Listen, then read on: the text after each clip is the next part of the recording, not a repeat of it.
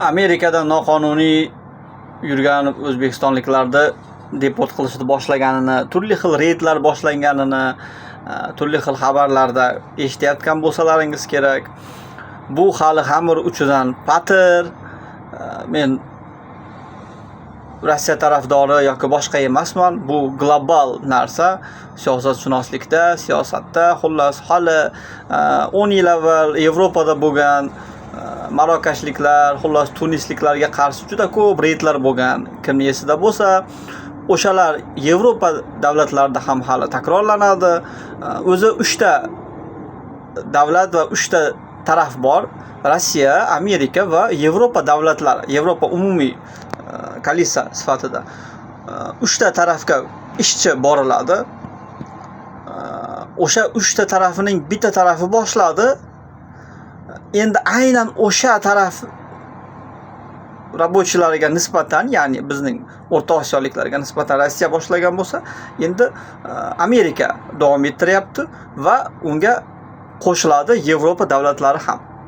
Bundan qochib qutulish imkonsiz. Bu albatta bo'ladigan narsa. Musofirlar, ya'ni bular migrantlar to'lib toshyapti, perizbitka, to'lib toshyapti va qanday musofirlar, qanday migrantlar to'lib toshyapti.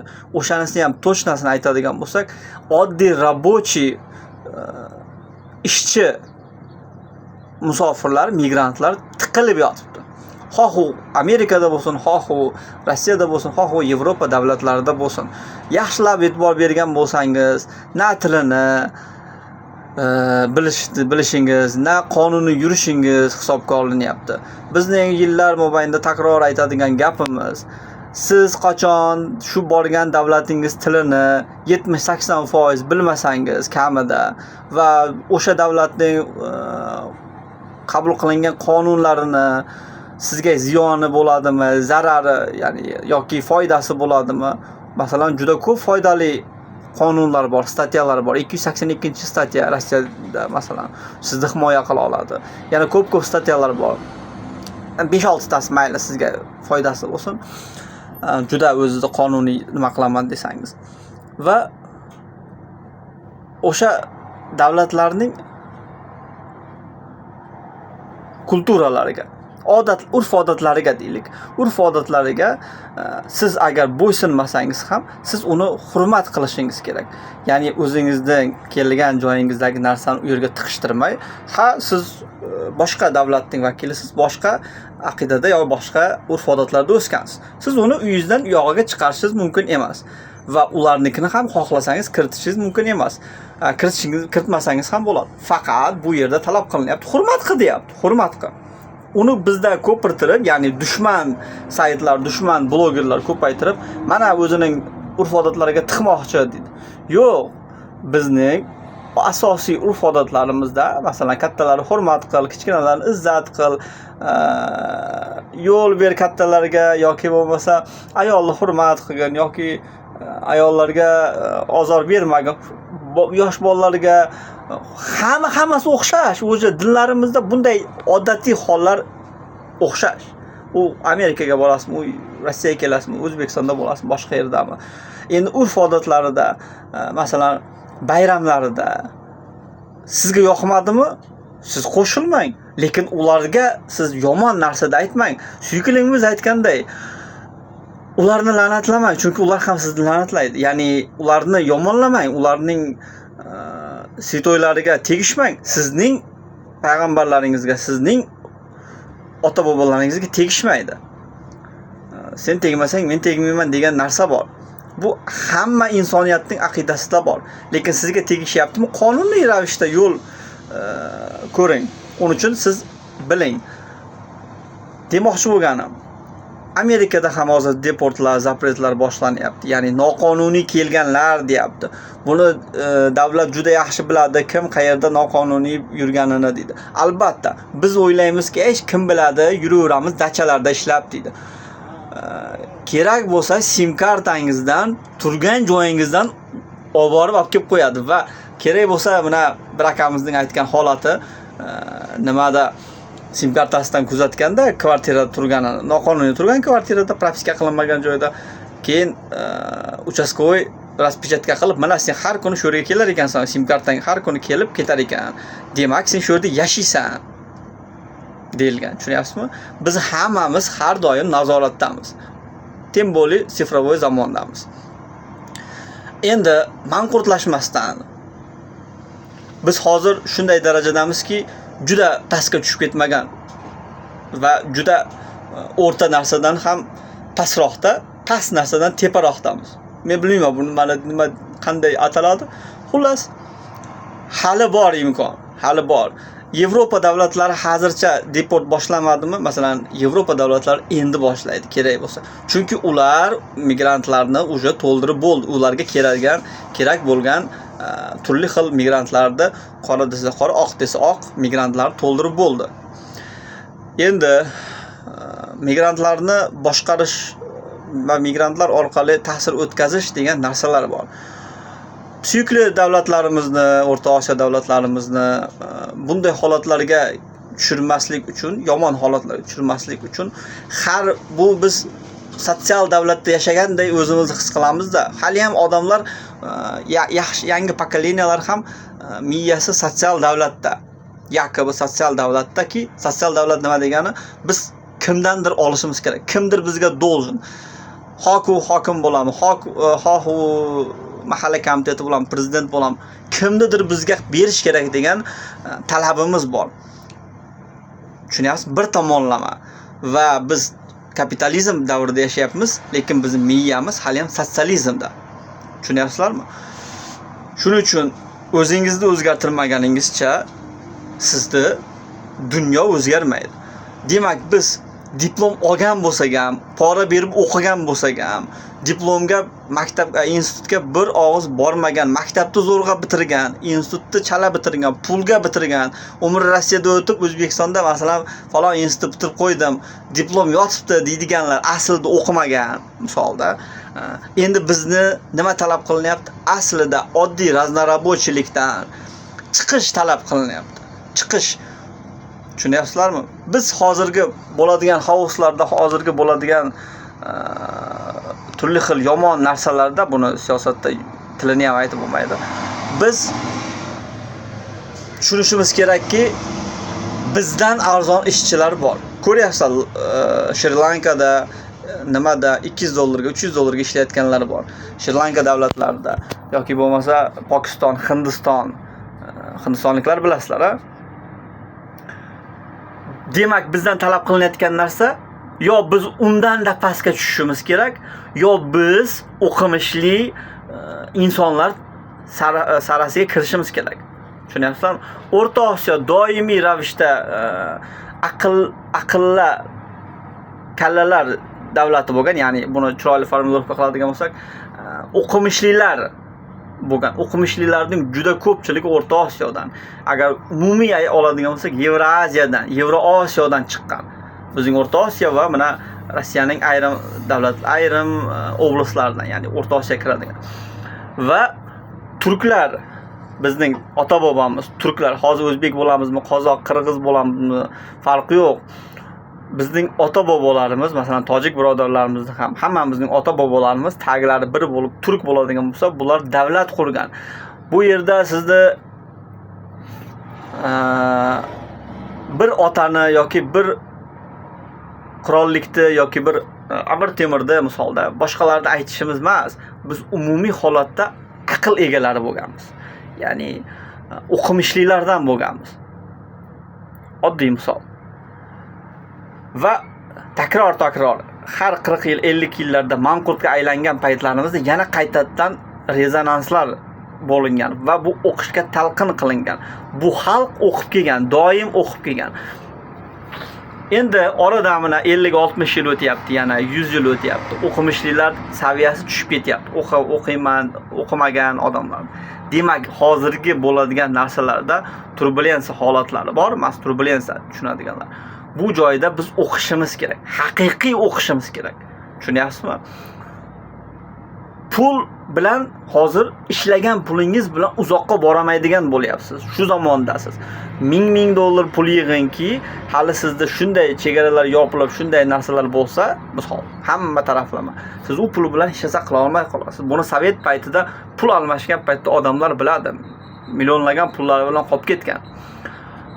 O'sha pullarni biz aqlga beraylik, aqlga. Bu bilan demoqchiman. O'zbekiston xalqi, ayniqsa bizning O'rta Osiyo xalqimizda eng ko'p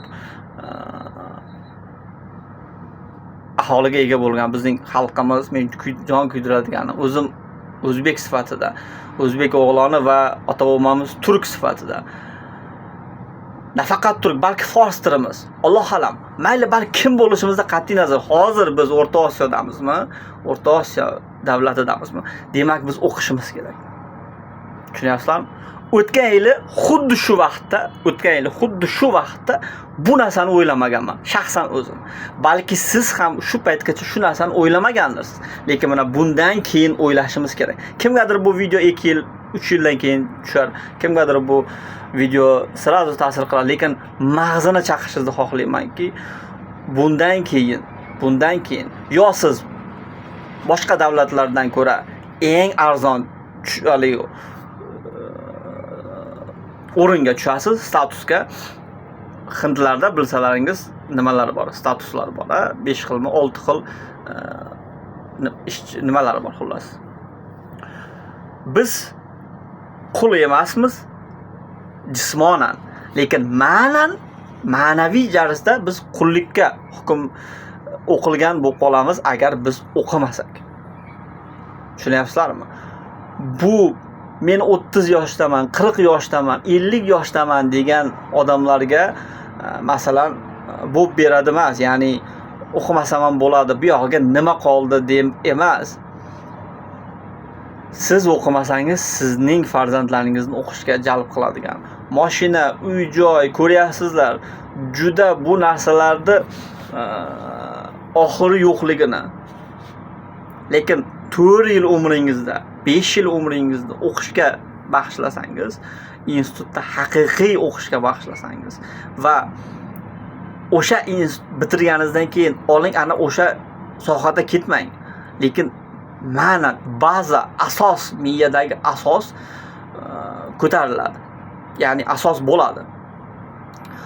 Turli xil kurs orqali boyiyman degan, turli kurs orqali hayot kechiraman deydiganlar hozirgi IT texnologiya yoki biron bir yengil narsalar bilan kun kechiradigan kurslarda o'qisa bo'ladi.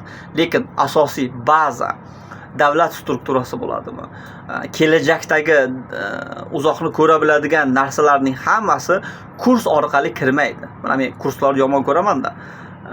Nafaqat yomon ko'raman, shunday kurslar bor, hurmat qiladigan, lekin shunday miyani ozor beradigan kurslar bor. Miyaga ozor beradigan. Baza 4 yil, 5 yilda shakllanadi. Keyin o'zi magistratura, keyin aspirantura, professor. Tasavvur qiling. Advokatlar shahri degan kinoni kim ko'rgan? Agar sizning shahringizda hozirgi sanab ko'ring, 10 ta 15 ta advokat bordir, misol.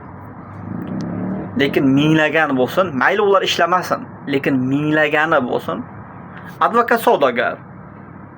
Advokat haligisi bor, yuridiskiy nimasi bor, diplomi bor, lekin u boshqa ish qilyapti. Ana uni aldab ko'ring. Alday olmaysiz. Yoki bo'lmasa obrazovaniya, meditsina qayerdan olinadi? Institutlarda o'qilgandan olinadi, kurs orqali olinmaydi. Yoki bo'lmasa sotsiologiya fanlar, hozir fan deb maqlingan, lekin juda ko'p fanlarni oddiy misol 4 yil, 5 yillik baza orqali o'rganiladi va keyin davom ettiriladi. Tushunyapsizlarmi? O'qimagan xalqni o'qigan xalq boshqaradi. Bu oldindan o'shanday.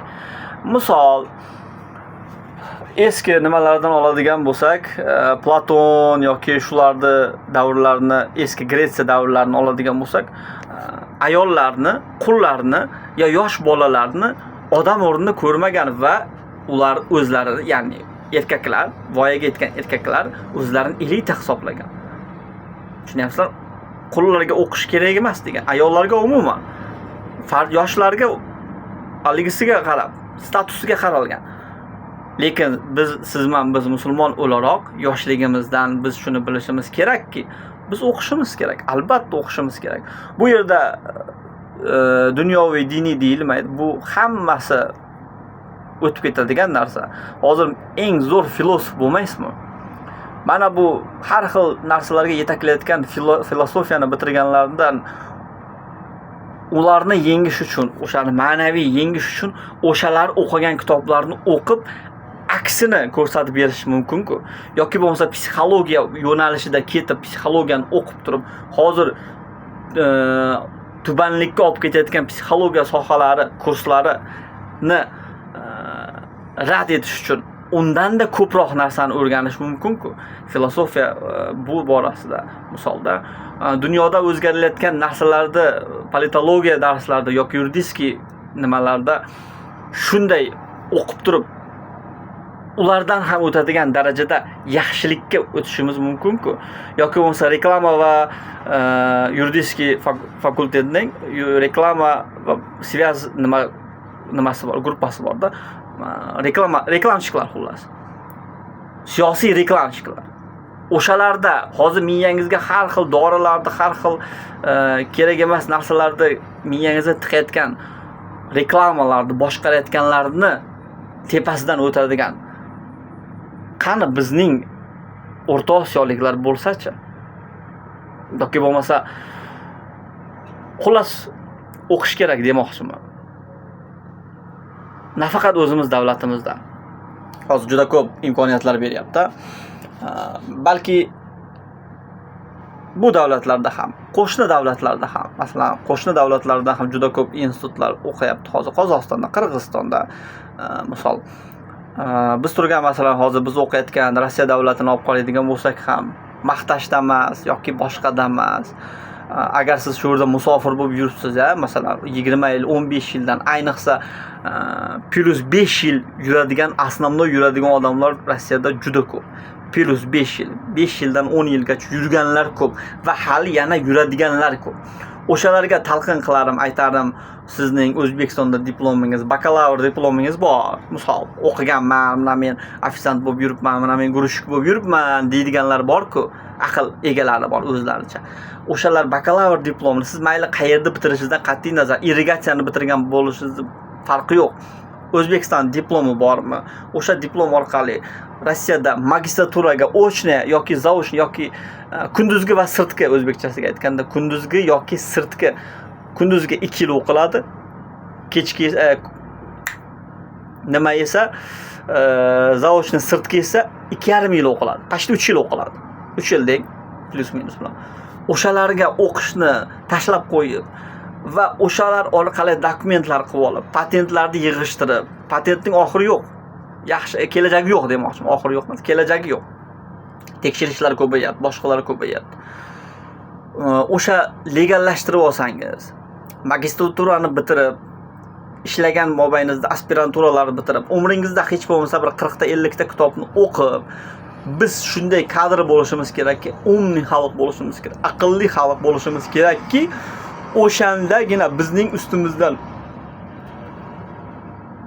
o'ynaladigan narsalarni tushunishimiz kerak. Tushunyapsizlarmi? Shu shiratlarga botib qoldik. Turli xil eng yomon narsalarga botib qoldik. Qayerni ko'rsangiz u davlatdan deport bo'lyapmiz, bu davlatdan deport bo'lyapmiz.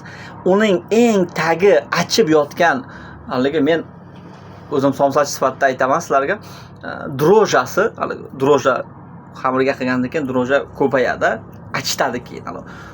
Vaqtida yopmagandan keyin non bo'lami, boshqa bo'lami, xamir qilganingizda droja solasiz-ku. Bizga droja shu necha yil avval droja solinganda, biz hozir ayni ko'tarilgan paytda yopishni uspet qilmadik. Biz achyapmiz. Achib ketgandan keyin uni tashlab yuboriladi. O'sha biz achib ketayotgan paytimiz nima misol keltirayotganim, biz noqonuniy, nelegal narsalarga o'rgandik. Biz pora berishga o'rgandik. Ha, biz aytishimiz mumkin, falon davlat bizga o'rgatgan, puston davlat endichi. Shu paytgacha-chi. Endi kim o'rgatdi bizga? Tushunyapsizlarmi? Bizga qonimizga singib ketmasdan, balki singib ketgandir ayrimlarga.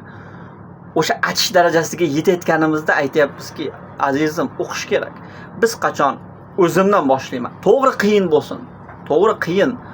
Pora bermasdan yashash qiyin. O'qish qiyin. Statiyalar, ya'ni qonuniy moddalarni bilish qiyin. Miyamizda qiyin desa qiyin bo'ladi. Lekin o'sha narsani siz boshlang, oilangiz boshlasin. Mahalla boshlanadi. Har qanday davlat oiladan boshlanadi. Har qanday oila esa oilaning erkagi va ayolidan boshlanadi. Tushunyapsizlarmi? Demak, biz o'zimizni o'zgartirishimiz kerak. Biz xamirda achib ketib tashlab yuboradigan darajada bo'lishimiz kerak emas. Biz o'qimishli bo'lishimiz shart. Biz o'qimishli, dokumentalniy, har tomonlama bo'lishimiz shart. Dunyo shuni talab qilyapti. Biz xohlaymizmi, xohlamaymizmi? Hozir perizbytka, haddan oshgan raznarabochilik, oddiy ishlarni qiladigan odamlar haddidan oshgan. Haddan ziyod, to'g'riroq bo'lsa, haddan ziyod. Demak, siz bilan biz har tomonlama bizga qarshi chiqyaptimi? Bizga o'qi deyapti. O'qi. O'qi. Tushunyapsizlarmi? O'qi. Bir misol keltiraman. 4 ta tomonimizdan shayton kelyapti deylik. 4 tomonimizdan. Lekin bizga yer bilan osmon bor. To'g'rimi? O'sha bir yerga peshonamizni qo'yayotganimizda biz kitobni ko'rishimiz kerak. Kitobni o'qi deyapti, o'qi. Ana keyin osmonlarga chiqamiz. Bu endi filosofskiy gaplardan, ammo aslida filosofiya ham o'zimizdan. Filosofiyaning eng uchiga chiqargan bu bizning dinimiz. Agar o'qiydigan bo'lsak.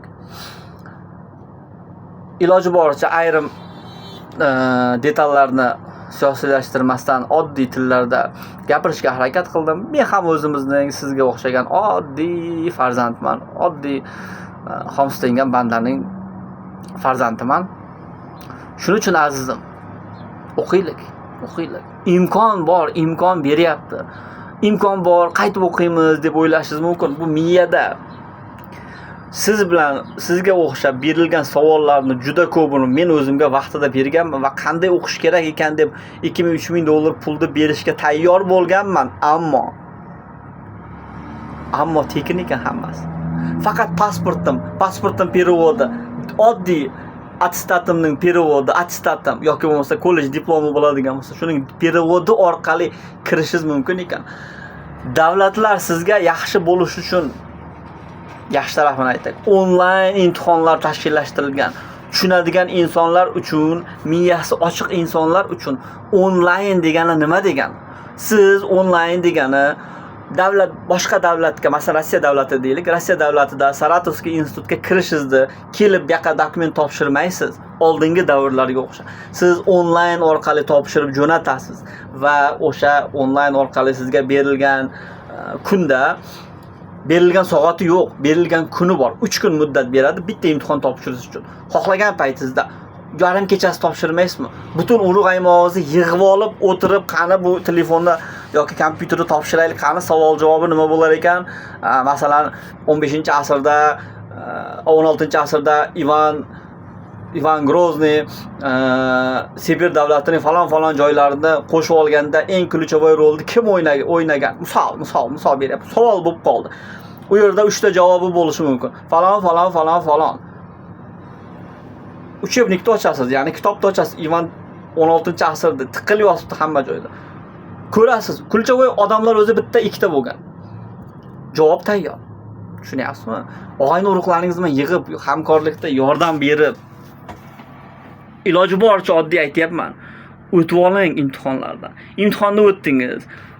O'qishga uchobada kelasiz Rossiyaga, ochni o'qiydigan bo'lsangiz, ochni o'qiysiz. Общagalarni beradi sizga.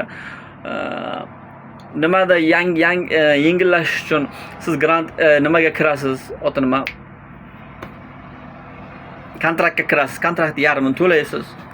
Kontraktdan so'ng kontraktni yarmi deganda, masalan 150 ming bo'ladigan bo'lsa, 75 mingini to'lab kelasiz. Kelganingizdan keyin bir semestr yangi yilgacha bo'ladi. O'zi bir yilda ikkita semestr bor. Ya'ni chorak bor. 2 chorak o'qiysiz, misol deylik. Yangi yilgacha o'qiysiz, keyin 1 oy, yarim oy nima beradi? Kanikul bor. 2 hafta kanikul bo'ladi. O'zi zachotlar bilan boshqalar bilan 1 oy, 1,5 oy dam olib qolasiz orada.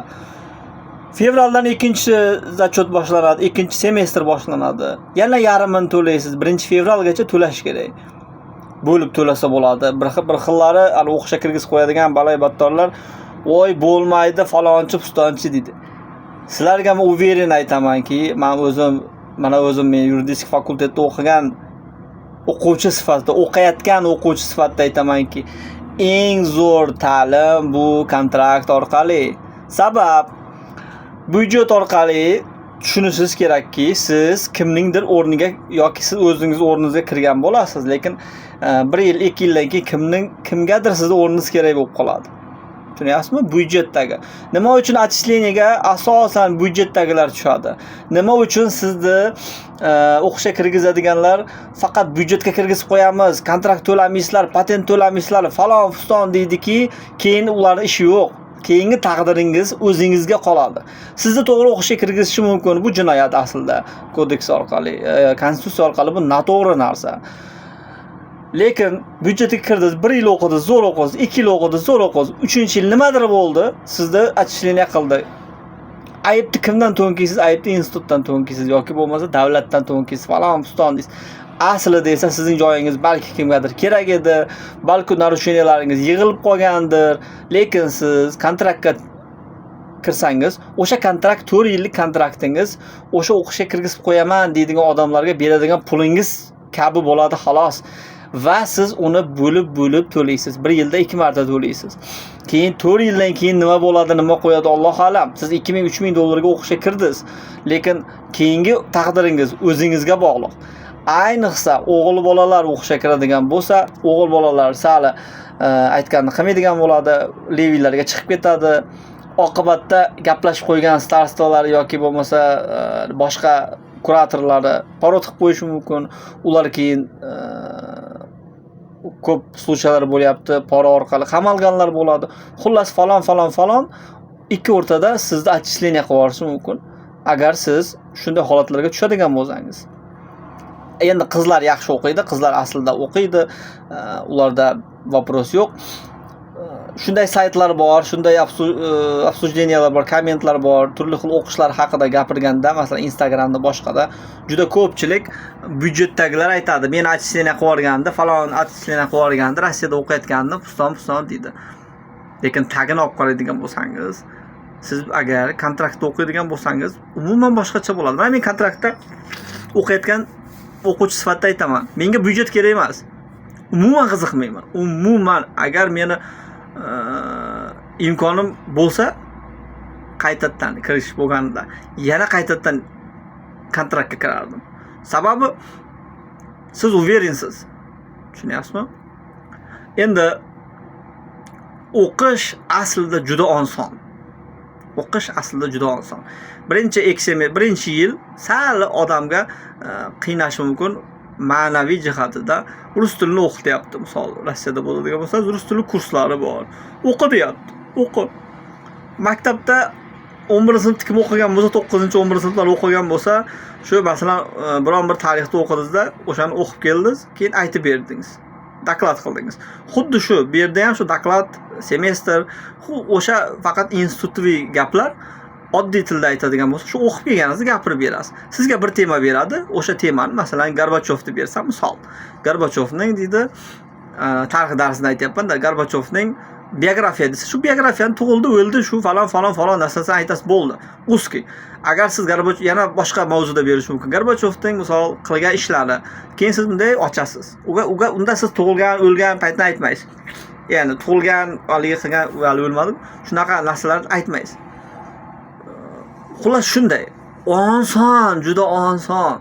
Faqat sizdan talab qilinadigan narsa o'qish va yana o'qish. Tem bo'li institutlarda hozir saytlar bor, turli xil saytlardan silkalarni o'qituvchilar o'zlari aytadi. Falon saytlarda ishonchli manbalar bor deydi. Kitob o'qimaydi yoshlar hozir. Kitob o'qimaydigan odamlarga deydi, shu saytlarda manbalar bor deydi. Shu saytlarda ochib ko'rasiz. Ana ChatGPTdan ham foydalanayotganlar ko'p.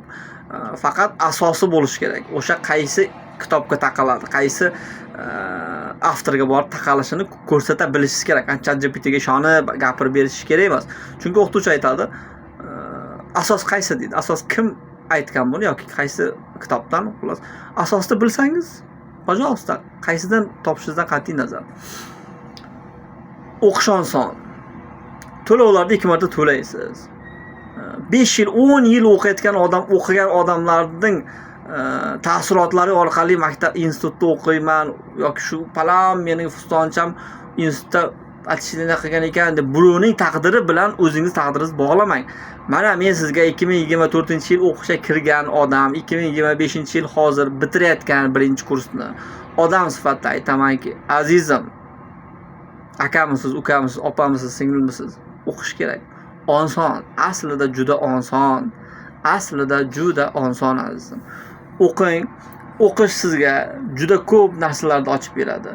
Bakalavr bo'lsangiz, magistraturada o'qing. Sizga Yevropa, Venja degan narsalarni beradi. Agar siz Rossiya territoriyasida biznes boshqa qilaman deydigan bo'lsangiz.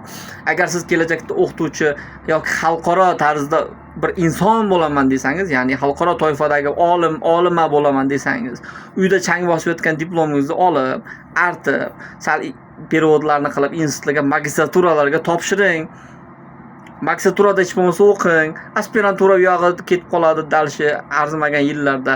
Qarabsizki, professorsiz. Hamma narsaning iloji bor. Xalqaro toifadagi olim bo'lib yetuk bir shaxs bo'lingki, minglagan olimolar bitta sohada minglagan biz bo'laylik. Nega bizda millionlagan quruvchi bor? Millionlagan raznorobochi bor. Millionlagan power packerlar bor. Bizning qonimizda power packer oshpazlik hammamizda bor. Lekin oliy toifadagi, xalqaro toifadagilar juda sanoqli.